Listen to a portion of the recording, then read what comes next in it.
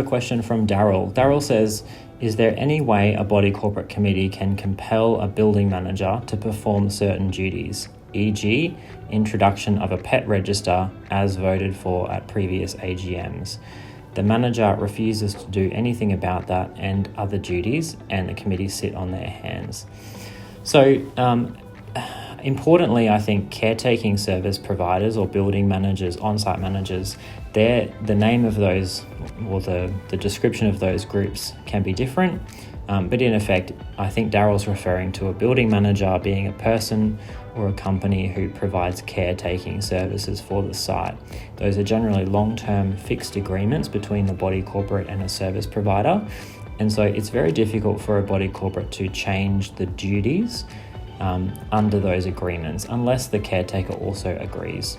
So for something in the example here, like introducing a pet register for approved pets within the body corporate, the agreement with the caretaker probably doesn't have the word pet register in it, but it possibly would have some sort of broad requirement to report to the body corporate on bylaw issues and keep the body corporate informed of bylaw compliance, and maybe maintain the records that are part of the caretaking duties.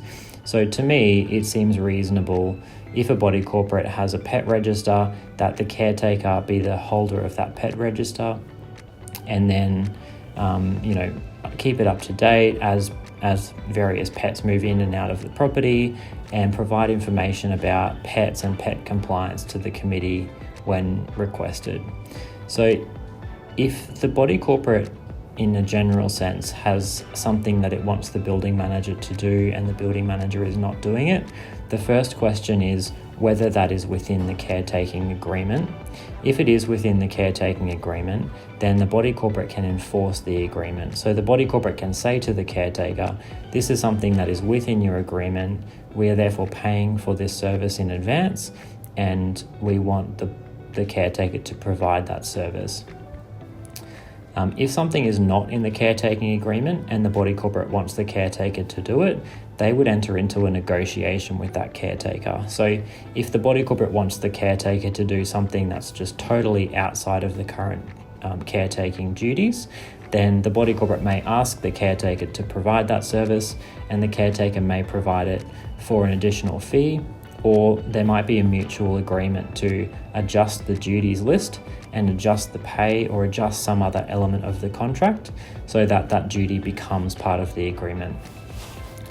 The second part of Daryl's question really relates to an internal committee issue. So Daryl says the manager is refusing to do this particular task and the committee is sitting on their hands. So the committee is presumably not enforcing this requirement with the caretaker as vigorously as Daryl might like them to.